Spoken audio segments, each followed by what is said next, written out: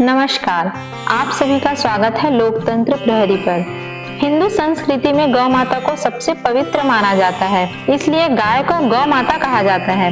आज भी कई घरों में पहली रोटी गौ माता के लिए बनाई जाती है। गौ माता को प्राचीन काल से ही अधिक महत्व दिया जाता है। शुरू से ही मान्यता चली आ रही है कि गौ माता में देवी देवता वास करते हैं, इसलिए गाय को पूजनीय माना जाता है। आज हम आपको लोकतंत्र प्रहरी के धर्म विभाग के वीडियो के जरिए बताएंगे कि गौ माता के किस अंग में कौन से देवी देवता का वास होता है। कहा जाता है कि जिस घर में गौ माता की सेवा की जाती है वह घर हमेशा सुख, शांति, धन, वैभव से भरा रहता है। शास्त्रों के मुताबिक रोज सुबह स्नान करके गौ माता को स्पर्श करने से सभी पापों का नाश होता है। वेदों में गौ माता को बहुत अधिक महत्व दिया गया है। वेदों के मुताबिक गौ माता में देवताओं का निवास होता है। पुराणों के मुताबिक गौ माता के मुख में चारों वेदों का निवास होता है। गौ माता के सींगों में भगवान शिव जी का वास होता है। वही गौ माता के उदर में भगवान शिव जी के बड़े बेटे कार्तिकेय विराजमान होते हैं। गौ माता के मस्तक में भगवान ब्रह्मा जी, गौ माता के ललाट में रुद्र, गौ माता के सींगों के आगे वाले भाग में भगवान इंद्र और कानों में देवता अश्विनी कुमार का वास होता है। गौ माता की आंखें की बात करें तो उनमें सूर्य और चंद्र, दांतों में देवता गरुड़ और जीभ में माता सरस्वती जी निवास करती है। गौ माता के कान में सारे तीर्थ और मूत्र स्थान में गंगा जी, दक्षिण पार्श्व में देवता वरुण और कुबेर, वाम पार्श्व में महाबली यक्ष, रोमकूपों में ऋषिगण, पृष्ठ भाग में यमराज, खुरों में पिछले भाग में अप्सराएं, मुख के भीतर गंधर्व, नासिका के अग्र भाग में सर्प का वास होता है। जो व्यक्ति गौ माता की सेवा और पूजा करता है उस पर आने वाली सभी प्रकार की विपदाओं को गौ माता हर लेती है। गौ माता के खुर में देवताओं का वास होता है। शास्त्रों में वर्णन है कि जहाँ गौ माता विचरण करती है उस जगह सांप बिच्छू नहीं आते। बता दे, गौ माता के गोबर में माता महालक्ष्मी जी का वास होता है। वहीं उनके गौमूत्र में माता भवानी और थनों में समुद्र विराजमान होता है। गौ माता के दूध की बात की जाए तो उसमें स्वर्ण तत्व पाया जाता है जो रोगों की क्षमता को कम करता है।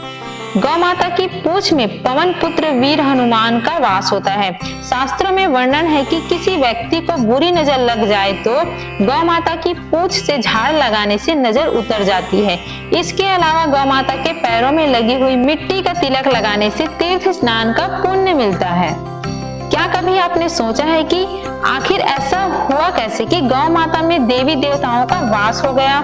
बता दे, एक बार समस्त देवी देवता भगवान ब्रह्मा जी के पास पहुंचे और बोले, देवी देवता हमेशा अलग अलग रहते हैं। भगवान ब्रह्मा जी ने कहा, आप सभी का निवास तो गौ माता में ही हो सकता है। तभी से सभी देवी देवता गौ माता के अलग अलग अंगों को अपना स्थान बनाकर बैठ गए। इसीलिए गौ सेवा से लौकिक और अलौकिक दोनों प्रकार का सुख प्राप्त होता है। ब्रह्मांड पुराण, महाभारत, भविष्य पुराण, स्कंद पुराण में गौ माता का विस्तृत वर्णन किया गया है, जिसमें गौ माता के शरीर में देवी देवताओं के निवास स्थान के बारे में बताया गया है।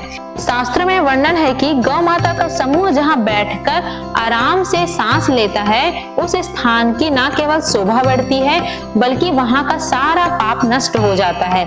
तीर्थों में स्नान दान करने से, ब्राह्मणों को भोजन कराने से, व्रत उपवास और जप तप और हवन यज्ञ करने से जो पुण्य मिलता है वही पुण्य गौ माता को चारा या हरी घास खिलाने से प्राप्त हो जाता है। शास्त्रों में वर्णन है कि अगर कोई ऐसा व्यक्ति जिसकी भाग्य की रेखा सोई हुई हो वह अपनी हथेली में गुड़ रखकर गौ माता को जीभ से चढ़ाए तो गौ माता की जीभ हथेली पर लगते ही व्यक्ति की सोई हुई भाग्य की रेखा जग जाती है। शास्त्रों में यह भी वर्णन है कि काली गाय की पूजा करने से नवग्रह शांत रहते हैं। जो ध्यान पूर्वक धर्म के साथ गौ माता का पूजन करता है उसको शत्रु दोषों से छुटकारा मिलता है।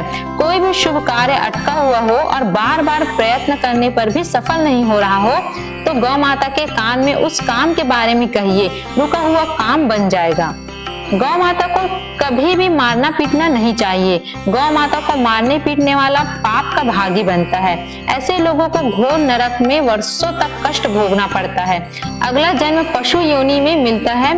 पुराणों में बताया गया है कि जो पानी पी रही गौ माता को भगाते हैं वह घोर पाप के भागी बनकर नरक भोगते हैं, जबकि जो लोग गौ माता के लिए प्याऊ और चारागाह बनाते हैं वह महाभाग्यवान होते हैं। ऐसे लोग घोर पाप से मुक्त होकर स्वर्ग में जाते हैं और बड़े ही धनवान कुल में जन्म लेकर सुख भोगते हैं।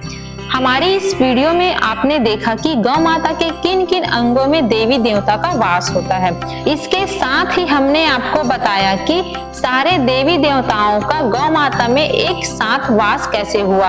आज की इस वीडियो में बस इतना ही। हम उम्मीद करते हैं कि हमारी इस वीडियो के जरिए आप कई सवालों के जवाब मिल गए होंगे। अगर ये वीडियो आपको पसंद आई हो तो इसे लाइक शेयर जरूर कीजिए, और अगर आपने अभी तक हमारे चैनल को सब्सक्राइब नहीं किया है तो जरूर करिए। इसके साथ ही मुझे दीजिए इजाजत, और हाँ, वीडियो को अंत तक देखने के लिए आपका बहुत बहुत धन्यवाद।